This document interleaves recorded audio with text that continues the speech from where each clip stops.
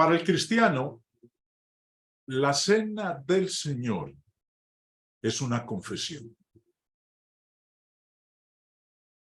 El apóstol Pablo, el mismo Señor Jesús en Mateo 26 dijo: así pues, todas las veces que comiereis este pan y bebiereis esta copa, la muerte del Señor anunciáis hasta que Él venga. La palabra anunciáis, que aparece en este versículo, simplemente significa declarar, proclamar o hacer conocido. Exactamente eso es lo que afirma de la cena del Señor.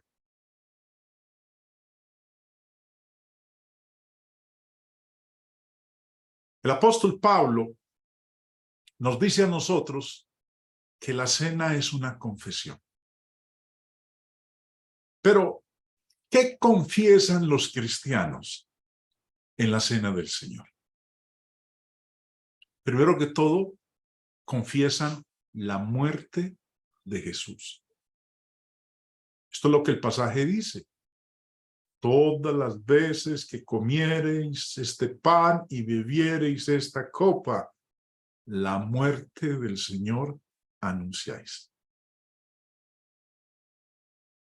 Esta fiesta, y suena extraño decir que esta conmemoración es una fiesta.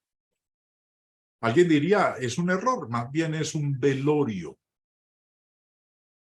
Pero para nosotros los cristianos, la muerte del Señor es una festividad, es un momento de alegría, de regocijo. Y esta fiesta memorial se pone como testimonio para la muerte de Jesús, con todas las implicaciones que la muerte acarrea. Cualquier cosa que la Biblia declare acerca de la muerte de Jesús, la cena del Señor lo confirma. La cena del Señor, su conmemoración, afirma que la vida del Señor es un evento histórico, porque si no hubiera vivido, no podría haber muerto. Ahora, si la muerte del Señor es considerada desde el punto de vista divino o humano, la cena del Señor afirma cualquier cosa que pudiera ser revelada acerca del propósito de la muerte del Señor. Si el sacrificio del Hijo de Dios era necesario para la satisfacción del sentido de la justicia de Dios en consideración a la reconciliación del hombre pecador, la cena del Señor testifica esa justicia. Si la entrega de su Hijo fue la expresión del amor infinito por un mundo perdido, la cena del Señor da testimonio de ese amor. Si debe haber un mediador entre Dios y el hombre, la cena del Señor afirma la suficiencia de Cristo como mediador. Si un sumo sacerdote es necesario en el esquema divino, la cena del Señor reconoce a Jesús para ser apropiado para ese oficio. Si la pecaminosidad del hombre debe ser observada en toda su perversidad, la cena del Señor coloca como un recordatorio perpetuo el pecado que el hombre cometió y también el infinito interés de Dios en el perdón de nuestros pecados. En la conmemoración de la cena, confesamos la muerte del Hijo de Dios. También, en la cena, confesamos, anunciamos la segunda venida de Cristo. Nuevamente en Mateo 26, 29, todas las veces que comiereis este pan y bebiereis esta copa, la muerte del Señor anunciáis hasta que Él venga. En la comunión del cuerpo y la sangre del Señor, el discípulo mira más allá también como más atrás y tiene comunión con la muerte de su Señor, pero no con un Señor muerto. Come y bebe con un Señor vivo, el que estuvo muerto, pero vive ahora por siempre. El apóstol Pablo nos dice en Romanos 6, sabiendo que Cristo, habiendo resucitado de los muertos, ya no muere.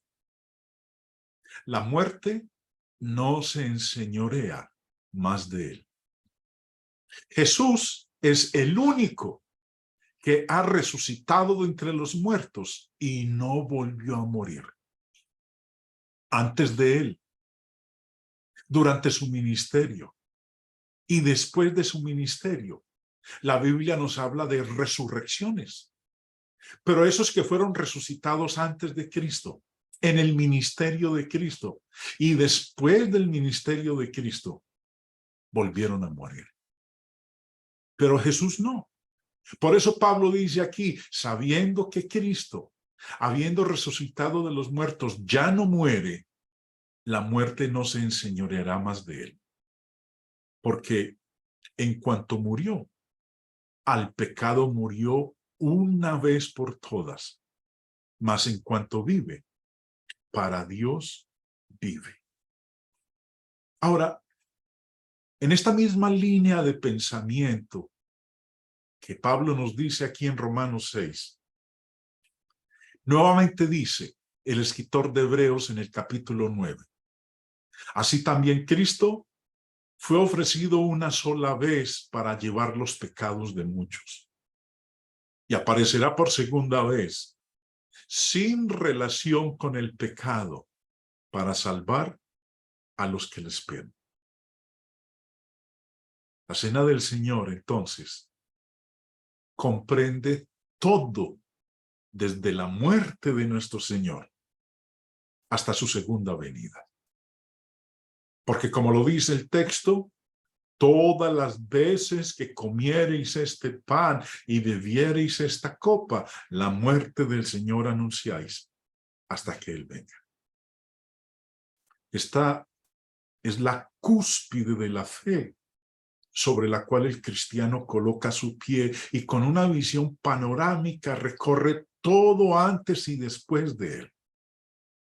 En esto, él conecta el pasado con el futuro, la muerte y la segunda venida.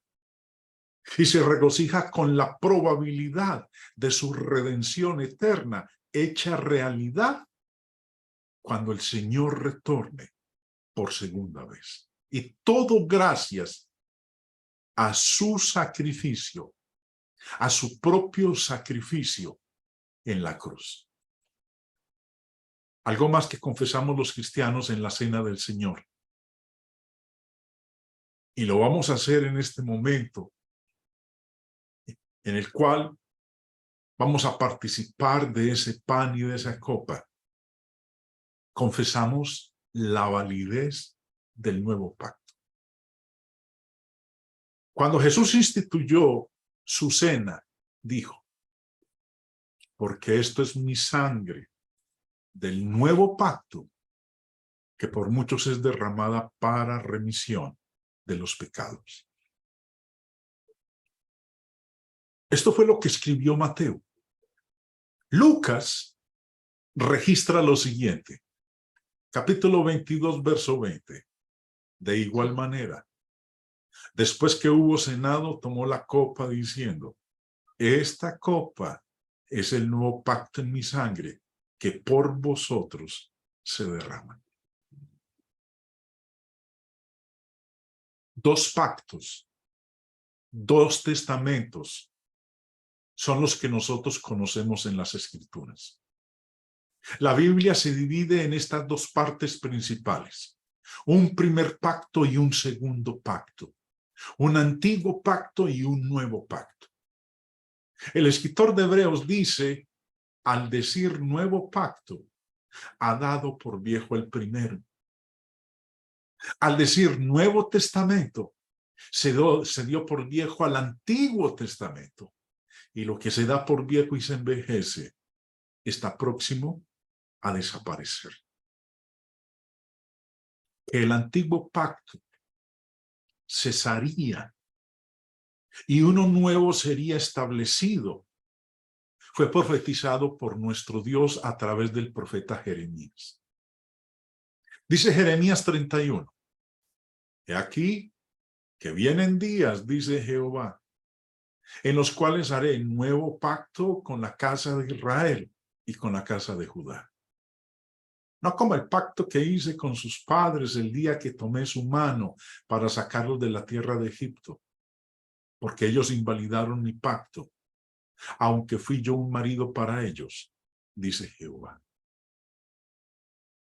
Antes de continuar la lectura de Jeremías, Dios mismo dijo que ese nuevo pacto sería totalmente diferente al primero que había hecho con el pueblo de Israel cuando los había liberado de la esclavitud en Egipto.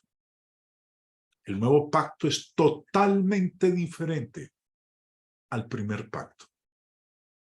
No como el pacto, verso 32, no como el pacto, verso 31. He aquí vienen días, dice Jehová, en los cuales haré nuevo pacto. Verso 32, no como el pacto que hice con sus padres. Este nuevo pacto, del cual usted y yo formamos parte, no es igual al primer pacto. Verso 33. Pero este es el pacto que haré con la casa de Israel después de aquellos días, dice Jehová.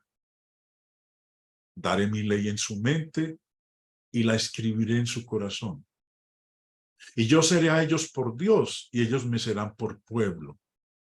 Y no enseñará más ninguno a su prójimo ni ninguno a su hermano diciendo, conoce a Jehová, porque todos me conocerán, desde el más pequeño de ellos hasta el más grande, dice Jehová.